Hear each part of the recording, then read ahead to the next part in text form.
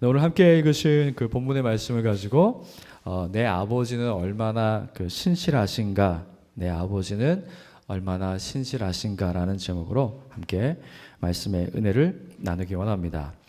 우리가 지난 세 번의 설교를 갖다가 간단하게 먼저 요약을 해보려고 합니다. 우리는 지난 세 번의 설교를 통해서요, 창세기 12장 1절에서는요, 하나님은 사람의 죄의 결과로 참된 만족과 기쁨이 없는 우상 숭배의 삶으로부터 아브라함을 구원하시기 위해서 아브라함을 찾아오시는 분이고, 이 하나님의 은혜의 부르심을 따라 죄의 도시와 우상을 숭배하는 자리를 떠나서 약속의 땅 가나안, 천국을 상징하는 약속의 땅 가나안으로 들어가는 그 은혜를 우리에게 보여주셨죠.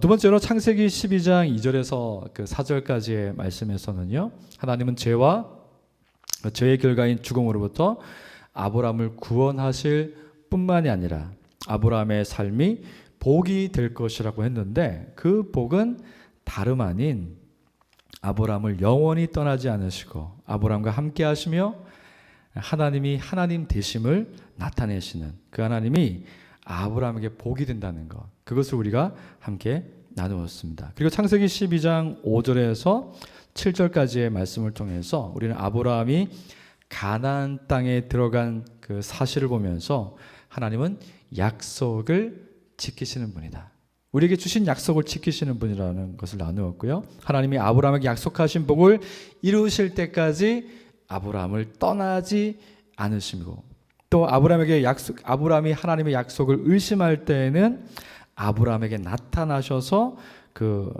아브라함에게 확신을 주시는 분이라는 것을 우리가 함께 나누었습니다. 그래서 이 창세기 12장 1절에서 7절까지의 말씀을 요약해 보면요, 하나님은 아브라함에게 얼마나 신실한 분인가를 발견하게 됩니다. 근데 이 아브라함은 우리 믿는 성도들의 그 대표가 되죠. 그래서 그 하나님이 아브라함에게 행하셨던 것처럼 그 하나님은 오늘날 저와 여러분에게도 똑같이 하나님은 행하신다는 거예요. 그리고 아브라함도 하나님이 자신에게 또 어떤 분인지를 보여줄 때마다 반응을 했습니다. 하나님이 그를 찾아오셨을 때 그는 고향을 떠나는 결단을 내렸죠. 그리고 그가 고향을 떠나서 가나안 땅으로 들어갈 때 그 480km라는 그 먼 거리를 갖다가 그 여정을 떠나는 그 여정의 수고를 했었죠. 그리고 비록 약속의 땅이 자신이 생각하는 모습과는 달라서 실망했지만 하나님이 나타나셔서 복의 약속을 이루어 주실 것을 확신시켜 주시자 아브라함은 하나님을 예배하며 하나님을 신뢰하는 모습을 보였습니다. 이 모든 과정에서 우리는 언제나 신실하신 하나님과 하나님의 신실하심에 반응하는 그 아브라함의 모습을 우리는 지난 시간 계속 설교를 통해서 보게 되었습니다. 그런데 우리는 오늘 함께 읽은 말씀을 통해서요, 이 하나님의 신실하심의 완결판을 보게 됩니다. 우리가 왜 하나님을 신실하다고 말할 수 있을까? 우리가 어떻게 하나님을 신뢰하고 그분을 믿을 수 있을까? 이 하나님의 신실함에 대한 완결판을 우리는 보게 됩니다.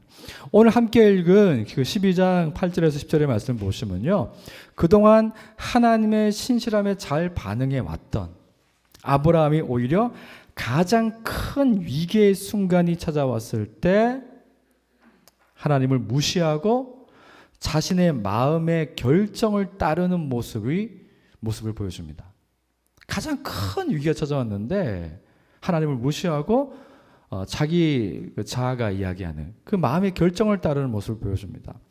8절에서 10절의 말씀을 보시면요, 베델 동쪽 산으로 옮겨 장막을 치니 서쪽은 베델이요 동쪽은 아이라. 그가 그곳에서 여호와께 제단을 쌓고 여호와의 이름을 부르더니 점점 남방으로 옮겨갔더라. 그 땅에 기근이 들었으므로 아브라함이 애굽에 거류하려고 그리로 내려갔으니 이는 그 땅에 기근이 심하였습니다.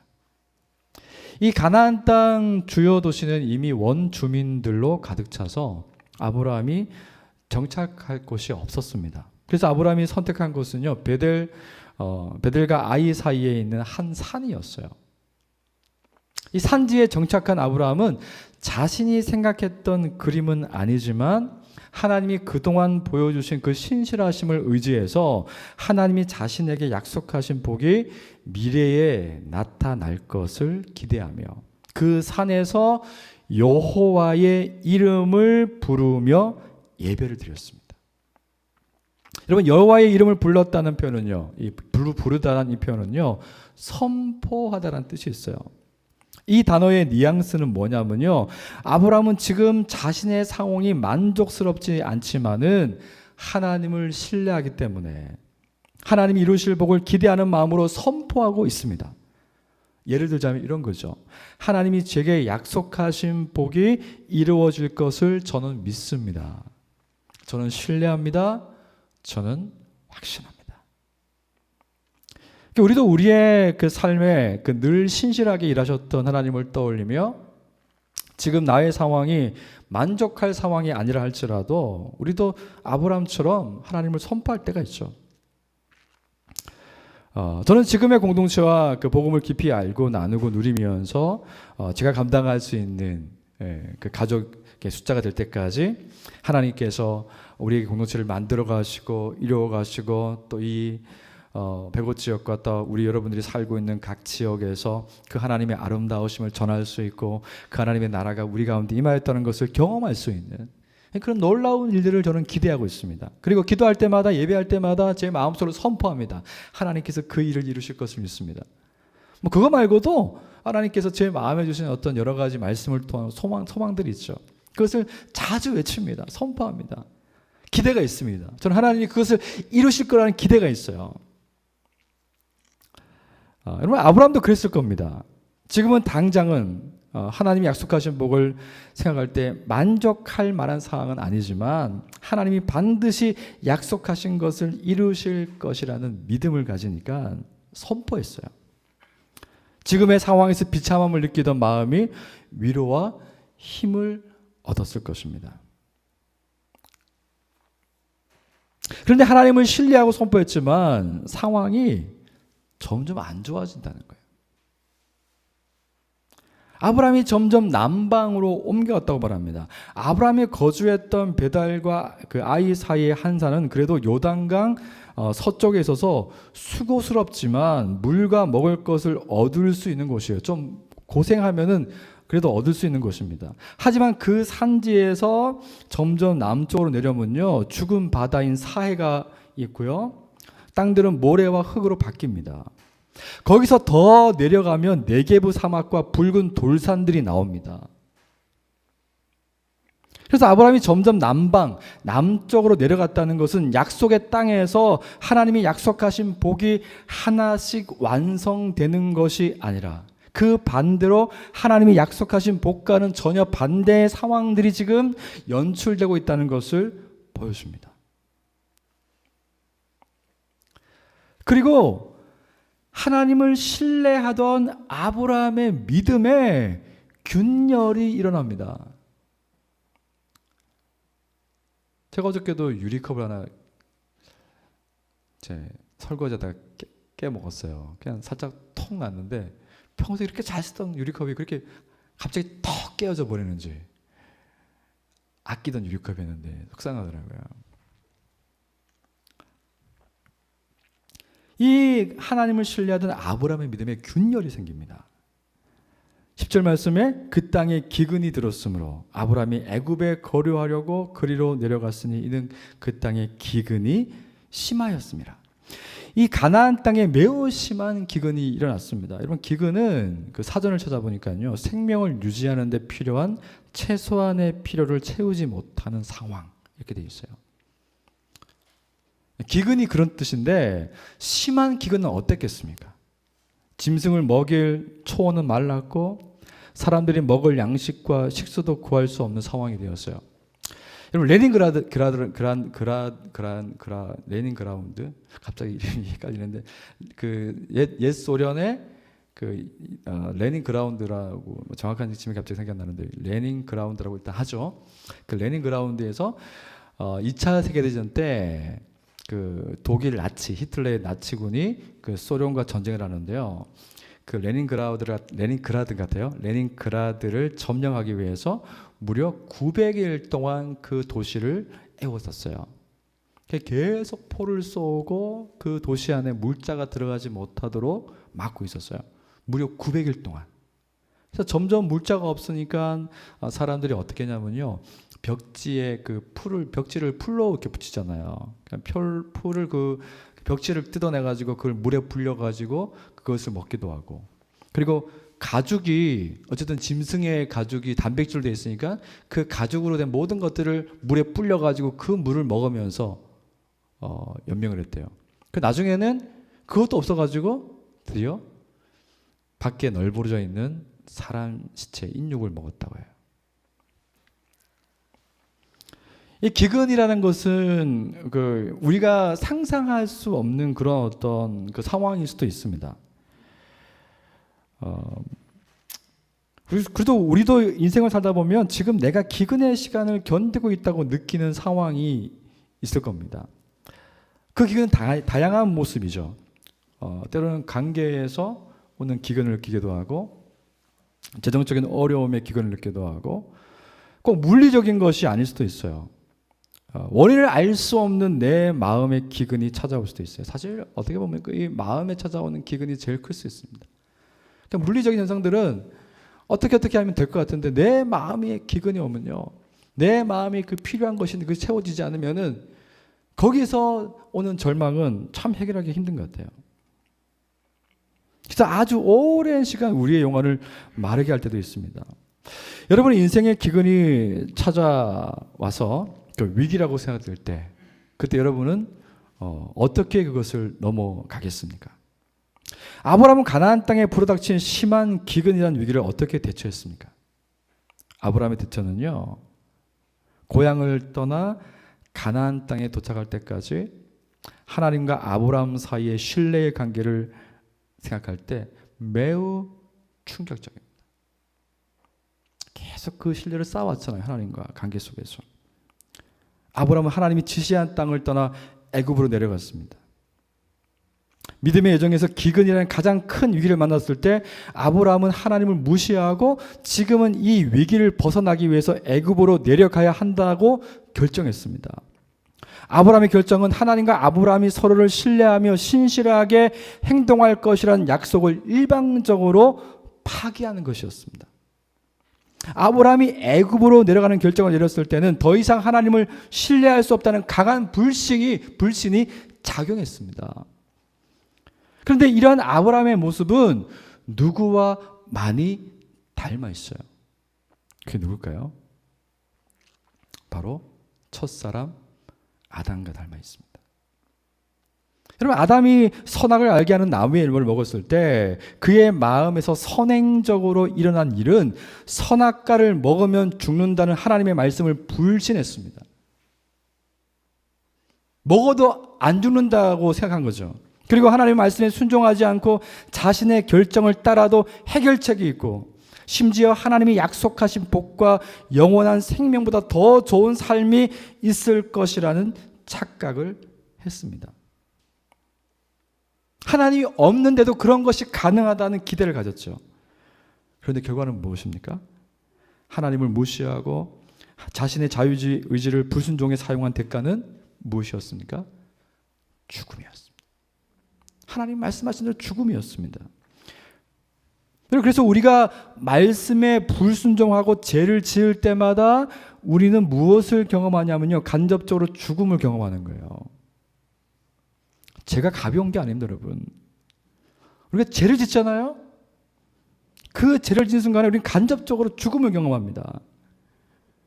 죽을 것 같은 생각의 느낌, 죽을 것 같은 마음의 두려움, 그것이 엄습하죠.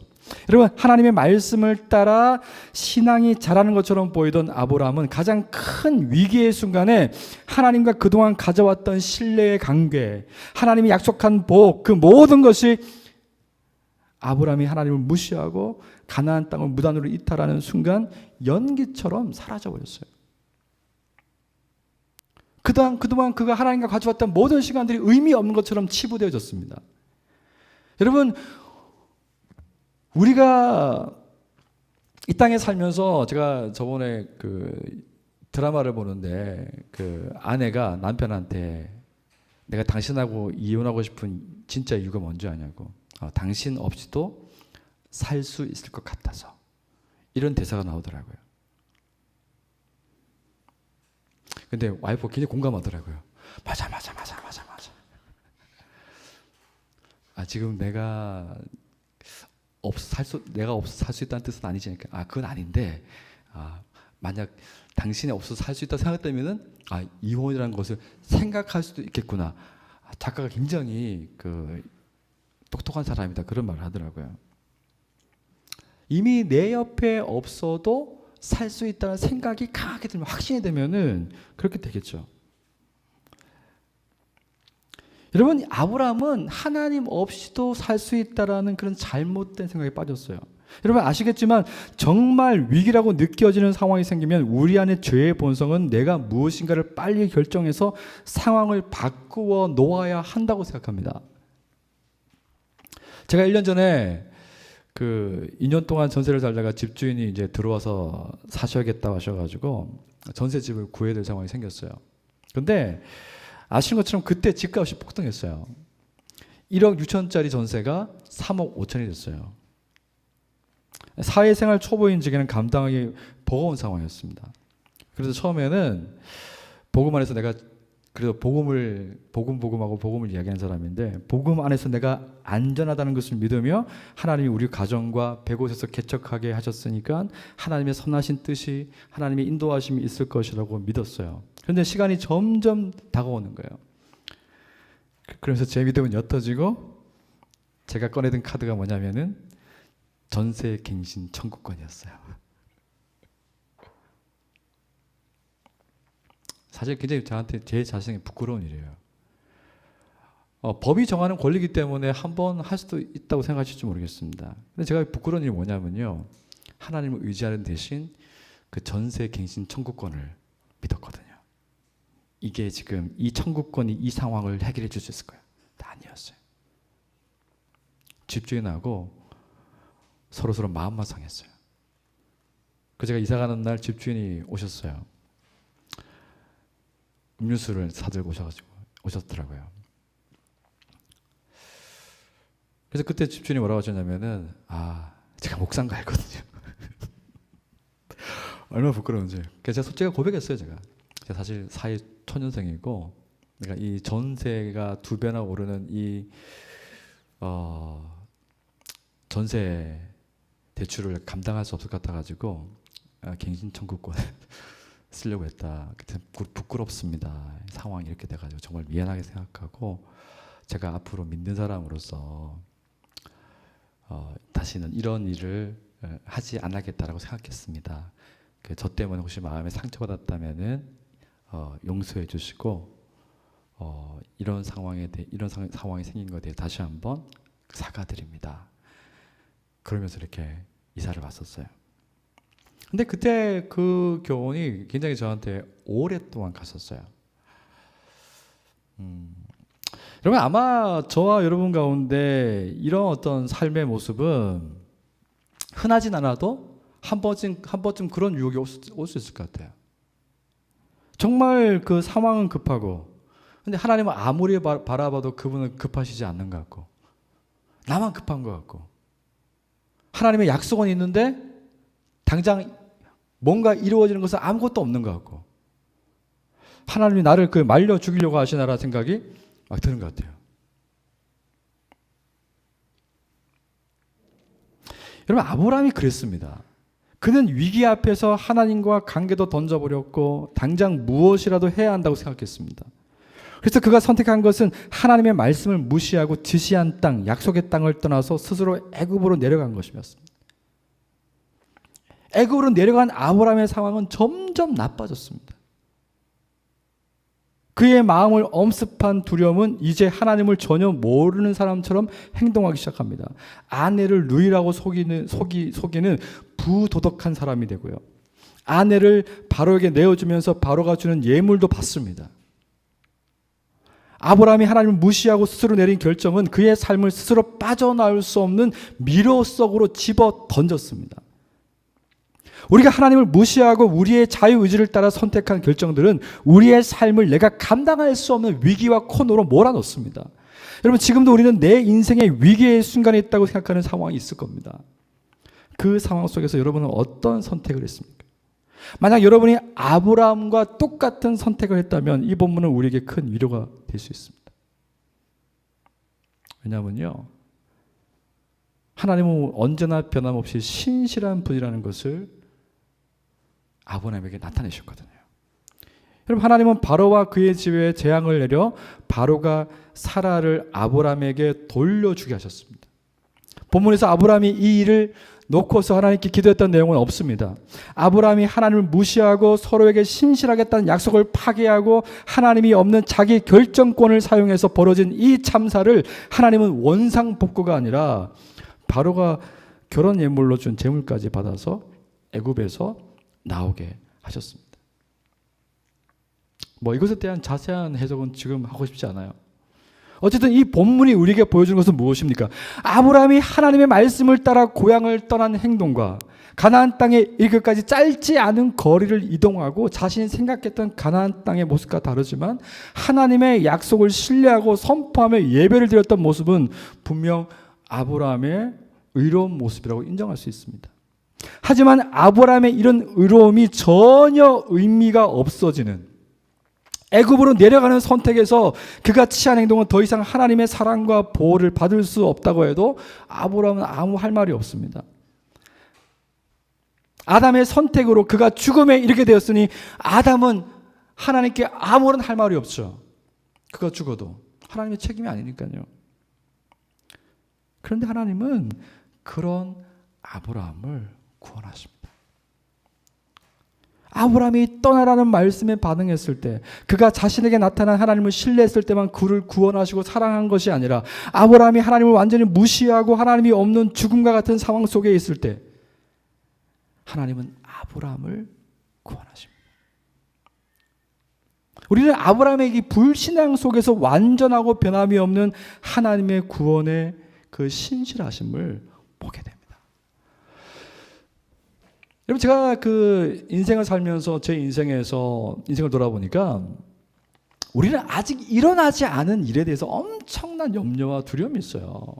아직 일어나지 않았어요. 근데 마치 그것이 일어날 것처럼 생각하면서 일어나지 않은 그 일 때문에 두려워하고 우리의 믿음이 작아지고 우리 스스로 하나님이 원하지 않는 뜻과 하나님이 원하지 않는 방식으로 무언가를 결정해서 우리의 삶을 갖다가 더 힘들게 만들 수가 있어요. 제가 아까도 말씀드렸던 그런 경험을 통해서 제가 결정한 것이 있습니다. 그게 뭐냐면요, 진짜 내 삶이 완전 바닥이 나고 완전히 거꾸러지고 실제로 내 삶이 엉망이 된다 할지라도 그때까지 한번 기다려보자. 그때까지 기다리고 하나님 그때 어떤 일을 정말 나에게 이루시는지를 한번 내가 기대했고 바라보자. 그런 마음이 생기더라고요. 근데 여러분, 우리가 과거를 보면요, 앞으로 우리에게 일어난 일을 알 수 있어요. 우리 과거 속에서 하나님 우리를 죽게 내버려 둔 적이 있습니까? 하나님 우리를 문제 속에서 우리를 완전히 우리의 마음이 다 헤어지고 우리를 너무너무 힘들게 만드신 적이 있습니까? 우리를 내버려 두신 적이 있습니까? 우리를 고아처럼 내버려 두신 적이 있습니까? 없어요. 우리는 그 하나님의 사랑을 받음에도 불구하고 여전히 아직도 일어나지 않은 일 때문에 지금 두려워하고 지금 걱정하고 내가 그 문제를 해결하려고 하고 여전히 같은 모습을 반복할 때가 많습니다.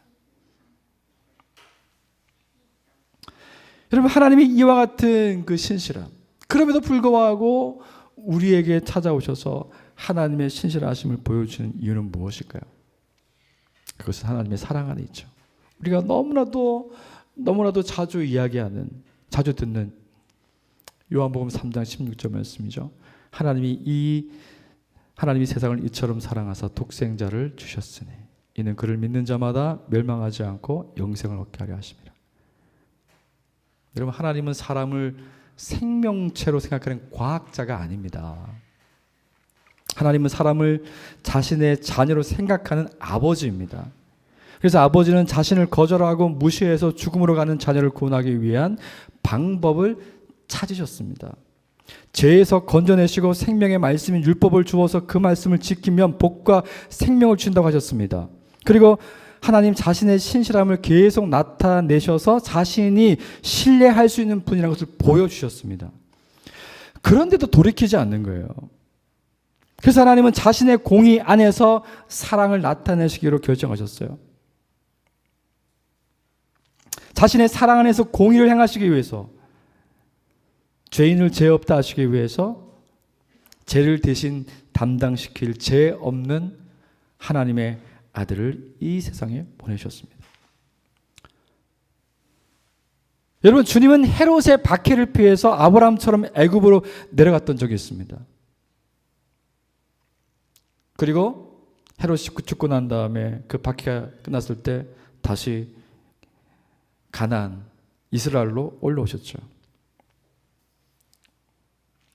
그분이 우리의 죄와 죄의 결과를 위해서 대신 죽으시고 그 가나안 땅에서, 그 이스라엘 땅에서, 그 골고다에서 저와 여러분의 죄를 담당하시고 죽으셨어요. 그리고 그분은 부활하셨죠.